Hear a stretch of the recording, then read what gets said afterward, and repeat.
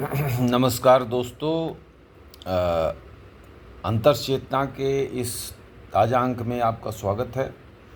जैसा कि हम पहले भी बता चुके हैं, अंतर चेतना की स्थापना आपको दुनिया में चल रहे, भारत में चल रहे तमाम ऐसे चीज़ों से अवगत कराना है जो सही है और एक बौद्धिक हस्तक्षेप है।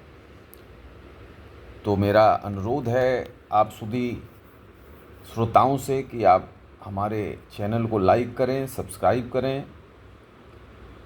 आज दोस्तों हम ईरान के मामले को ले रहे हैं। ख़ास करके आज जो चर्चा होगी वो ईरान में महिलाओं की स्थिति की चर्चा होगी। जब ईरान की चर्चा होती है तो बहुत बड़े पैमाने पर ये माना जाता है कि एक रूढ़िवादी देश है जहाँ महिलाओं के हक़ और हुकूक बिल्कुल नहीं हैं और इस्लाम के चादर में महिलाओं के अधिकार को ढक दिया गया है। लेकिन जो वस्तु स्थिति है दोस्तों वो अलग है। 1979 में ईरान में वर्तमान व्यवस्था आई जिसको इस्लामिक क्रांति के नाम से जानते हैं। अताउल्लाह ख़ामेनी के नेतृत्व में आधुनिक इस्लाम को 3 बड़े लोगों ने व्याख्या किया या व्याख्या करने का प्रयास किया और प्रमाणिक तौर पर उनकी बातों को माना जाता है। वैसे उसमें भी काफ़ी विरोधाभास है। एक तो मिस्र के मोहम्मद कुतुब थे, दूसरे भारत पाकिस्तान के मौलाना मौदूदी थे और तीसरे इस्लाम के व्याख्याकार रहे हैं अताउल्लाह ख़ामेनी, जिनके नेतृत्व में 1979 का क्रांति हुआ। 1979 का क्रांति होने से पहले ईरान में रजा शाह पहलवी का शासन था। पहलवी राजवंश काफ़ी मॉडरेट माना जाता था। तेहरान की सड़कों पर लड़कियां स्कर्ट पहन के 1970s में घुमा करती थी, जबकि दुनिया के बहुत आज जो आधुनिक देश माने जाते हैं उसमें भी लड़कियों को पर्दा में घूमना पड़ता था, जिससे इस बात का आपको सबूत मिलेगा कि ईरान में महिलाएं किस कदर स्वतंत्र थीं। सिर्फ कपड़े से स्वतंत्रता नहीं दिखनी चाहिए, स्वतंत्रता विचारों से भी दिखनी चाहिए। और ईरान की महिलाएं विचारों के लिहाज से भी बहुत ही आधुनिक रही हैं। ईरान की एक महिला कार्यकर्ता को मानवाधिकार की लड़ाई के लिए नोबेल पुरस्कार भी मिल चुका है, शिरीन अबादी को। महिलाओं की स्थिति ईरान में समझने से पहले एक छोटा सा पक्ष हमें और समझना चाहिए। ईरान अरब देशों के बीच में है। दूसरे शब्दों में कहें तो ईरान से ही अरब देश शुरू होते, लेकिन अरब देशों में महिलाओं की स्थिति इस्लाम अपनाने से पहले ही बहुत ही दोयम दर्जे की थी। महिलाएं समाज में कोई स्थिति नहीं रखती थी। बड़ा ही अजीब किस्म का समाज था, घुमंतु था, आय के कोई आजीविका के कोई साधन नहीं थे। चूँकि अरब प्रायद्वीप का 99% इलाका जो है वो मरुस्थल है, डेजर्ट है, लेकिन ईरान में दोस्तों ऐसा नहीं है। 16 लाख स्क्वायर किलोमीटर का पहला तो ईरान है। 60% ईरान जो है वो उत्तर प्रदेश और बिहार के खूबसूरत हरी भरी कृषि वादियों की तरह जो हमारी वैलीज़ हैं, जहाँ हम बड़े पैमाने पर उत्पादन करते हैं किसी चीज़ों का, मवेशी हैं हमारे पास। इन इलाकों में बहुत अच्छे अच्छे आम के बागान हैं, लीची के बागान हैं, जामुन के बागान हैं। वैसे ही ईरान के 60% इलाकों में है। 40% ईरान का जो इलाका है, जो खास करके इराक से लगता है, वहाँ मरुस्थल है, डेजर्ट है। इससे भी बड़ा एक अंतर ये है कि ईरानी मूल तौर पर अरब नहीं है। यही तो लड़ाई सऊदी अरेबिया और ईरान के बीच सदियों से चलती रही है। सऊदी अरेबिया ने जब से पेट्रो डॉलर के पैसे बनाए हैं, उसका मानना है कि दुनिया में उसका वर्चस्व हो, और ईरान उसके वर्चस्व को माने। ईरान मानता है कि सऊदी अरेबिया तो उसके सामने एक अनसिविलाइज देश है, बारबरिक कंट्री है, उसका कैसे इस्लाम का नेता अगर कोई हो तो ईरान हो।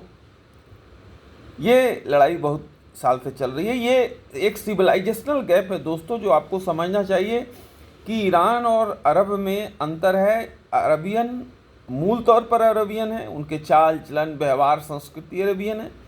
ईरानी मूल तौर पर आर्यन है, और इसलिए ईरानियन को कभी भी अरबियन लोग मूल तौर पर मुसलमान स्वीकार करने के लिए तैयार नहीं है। और ये लड़ाई बहुत ही सीरियस लड़ाई है, और शिया सुन्नी के बीच जो एक भेद है, मतभेद है, उस मतभेद का एक प्रमुख कारण ये भी। और आपको पता होगा कि ईरान में 90% लोग शिया हैं, सिर्फ 10% लोग नन शिया हैं, जिसमें बलूच हैं जो कि सिस्तान प्रोविंस में लगते हैं, जो पाकिस्तान के बॉर्डर ईरान से लगता है।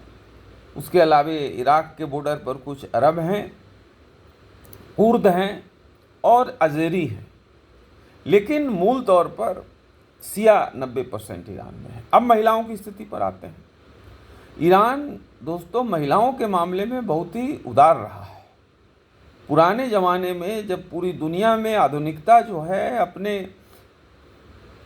प्रारंभिक अवस्था में भी नहीं थी, ईरान में महिलाओं को बहुत ही अलग किस्म की आज़ादी थी, और वो आज़ादी जब से इस्लामिक क्रांति आई तब से छीन गई है। लेकिन ये एक संघर्ष जो ईरानी महिलाओं ने अपने आज़ादी को वापस लाने के लिए, चादर और चारदीवारी की सीमाओं का खंडन करने के लिए किया है, अपने आप में बेमिसाल है दोस्तों। आप कल्पना नहीं कर सकते थी कि ईरान की महिलाएं कितनी भारी लड़ाई लड़ती रहीं। बहुत सारी लड़ाइयाँ उन्होंने लड़ी हैं, लेकिन चादर और चारदीवारी के खिलाफ। लेकिन एक ताज़ा लड़ाई की मैं चर्चा करता हूँ। 2022 के सितंबर महीने में महसा अमीनी नाम के कुर्द ईरानी लड़की 20-21 साल की रही होगी, उसको मोरल पुलिस ने पकड़ लिया। मोरल पुलिस ईरान में जो है पर्दा प्रथा को लागू करने वाली पुलिस है, और महसा पर यह आरोप था कि उस समय जब उसको पकड़ा गया उसने अपने सर पे ठीक से हिजाब नहीं डाला था। पुलिस के कस्टडी में ही महसा की मृत्यु हो गई। उस पर काफ़ी बड़ा आंदोलन हुआ और लगभग 1000 लोग मारे गए। यह आंदोलन सालों भर चला। कई एक बार तो ऐसा लगा कि ईरान की सत्ता उखड़ गई। बहुत बुरा हाल हुआ ईरान का, अर्थव्यवस्था लड़खड़ा गई। आप याद करिए दोस्तों कि महसा अमीनी एक माइनॉरिटी वुमन है, कुर्द महिला है।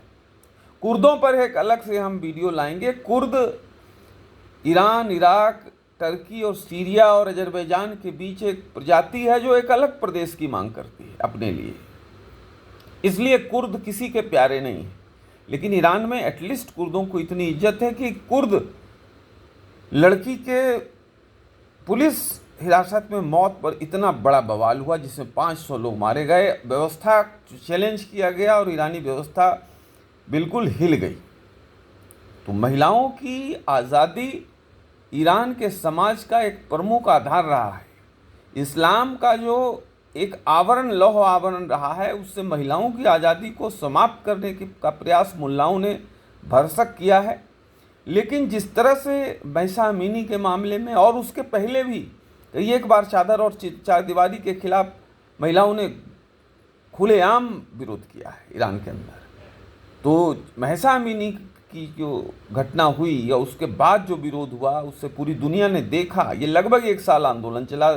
सितंबर 2022 से सितंबर 2023 तक ये आंदोलन चला, और इसमें पूरी दुनिया ने देखा कि महिलाओं की आज़ादी के लिए ईरान के लोग कितने व्याकुल हैं। और वे सड़कों पर लड़ाई चली। 1000 लोग के करीब मारे गए। तो आप समझ सकते हैं कि लड़ाई का स्तर कितना रहा होगा, कितने स्तर पर पुलिस और जनता के बीच लड़ाई लड़ी गई होगी। मूल तौर पर ये मैं कह के आज का वीडियो समाप्त करना चाहता हूँ, आज की बात को विराम देना चाहता हूँ कि ईरान का मूल स्वरूप महिलाओं के अधिकार का अतिक्रमण करने का नहीं है। मूल स्वरूप जो ईरान का है वो महिलाओं के अधिकारों का अतिक्रमण करने का नहीं है। ये जो अतिक्रमण हो रहा है इस्लाम के लौह आवरण में ढकने का हो रहा है, ये एक बाहरी आवरण है। इसको ईरान के समाज का समर्थन नहीं है, ये कठमुल्लाओं का जो है एक प्रयास है, कुत्सित प्रयास है। और कठमुल्लाओं को महसा अमीनी की घटना से एक बड़ा संदेश गया है कि भाई आप महिलाओं की आज़ादी को इस्लाम के लौह आवरण में ढक नहीं सकते। जितनी जल्दी इस बात को आप समझ लें इतना बेहतर है। आप अरबिया से के मूल रूप में नहीं हैं, आप ईरानियन हैं, आर्यन सभ्यता के लोग हैं, जहाँ महिलाओं की आज़ादी, महिलाओं की इज्जत, महिलाओं का सम्मान एक प्रमुख आधार स्तंभ रहा है। वो मूल स्वरूप ईरान का रहा है। ज़रूरत आज है कि जो ईरान में कठमुल्ला शासन कर रहे हैं वो इस बात को समझें। आज भी ईरान में अरब देशों की तुलना में महिलाओं को काफ़ी अपेक्षाकृत आज़ादी है। वो गाड़ियाँ चला सकती हैं, वो यूनिवर्सिटी में पढ़ सकती हैं, वो नौकरी कर सकती हैं। लेकिन ये चादर और चारदीवारी की जो बात है वो बहुत ही लौह आवरण के तौर पर महिलाओं के विकास में बाधक बना हुआ है। ये आज समय की दरकार है। महसा अमीनी के आंदोलन से ये साबित हुआ है कि आम लोग ईरान में किस तरह से महिला अधिकारों के लिए तत्पर हैं। इसको स्थापित करने के लिए कठमुल्लाओं को समय की नज़ाकत का अंदाज़ा लगाते हुए महिलाओं को पूरी आज़ादी देना चाहिए। कपड़ा कौन कैसे पहने वो उस व्यक्ति का अधिकार होता है, न कि सरकार और समाज तय करे कि व्यक्ति कौन सा कपड़ा पहनेगा। नमस्कार।